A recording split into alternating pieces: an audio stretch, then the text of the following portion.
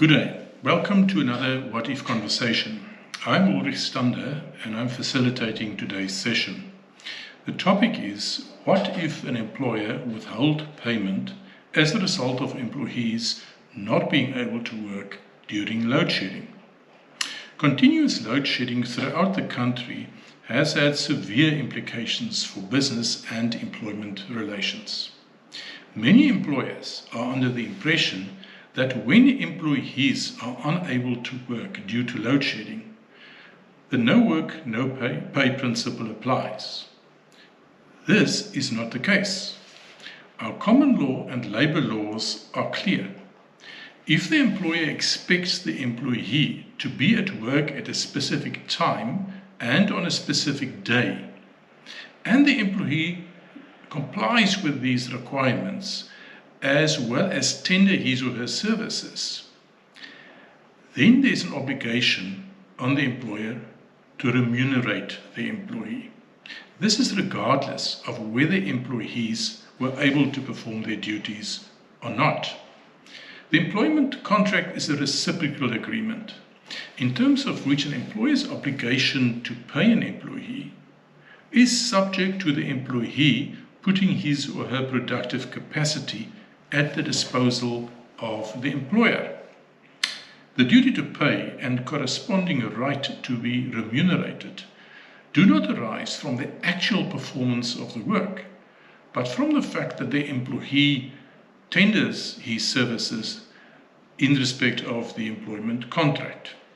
Therefore, where an employee offers to work and the employee does not want to or are prevented to accommodate the employee to work, for instance due to load shedding or any other reason, the employer is still obliged to pay the employee his or her wage or salary.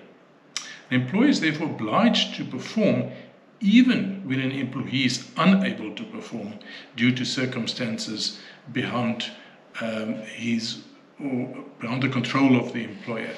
So what are the options? To reduce the losses associated with the cessation of work during load shedding, some employers may want to use that time as a meal interval. This, on face value, looks to be creative. However, there's a limitation in the sense that Section 14 of the Basic Conditions of Employment Act limits a meal interval till 75 minutes, and when longer than 75 minutes, the employer has to pay the employee, unless the employee lives on the premises. This is not of great assistance, as we know load shedding in the various stages are inevitably longer than 75 minutes. A better strategy available to employers is to rely on agreed procedures. In some industries, like the metal and engineering industry, where there's a bargaining council and a collective agreement referred to as a main agreement, this issue, which we can call impossibility of performance, is regulated through arrangements such as short time.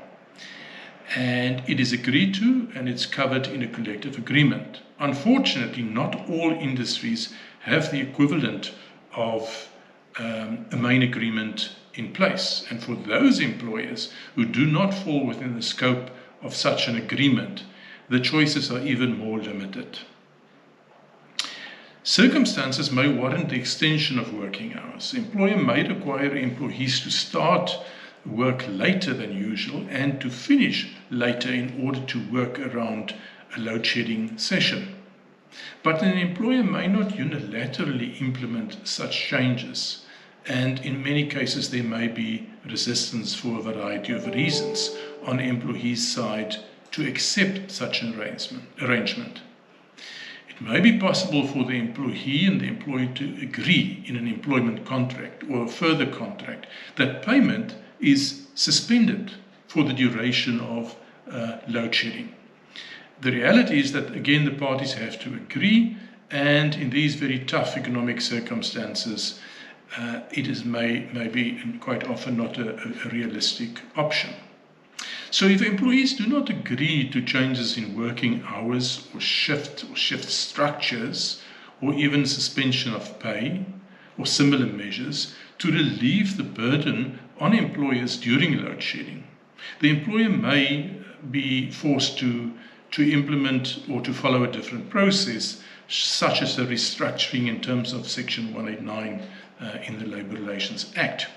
So the employer needs to follow a consultation process before making any changes based on operational requirements. In this case, it is likely to take the form of a change in the shift system or working hours.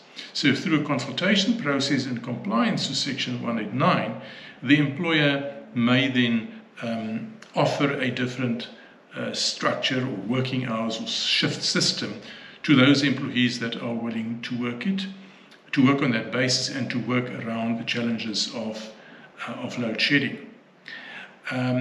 Another option is for employers to become more flexible and to try and think how the hours of load shedding can be utilized for something else, for company meetings, or may even be training.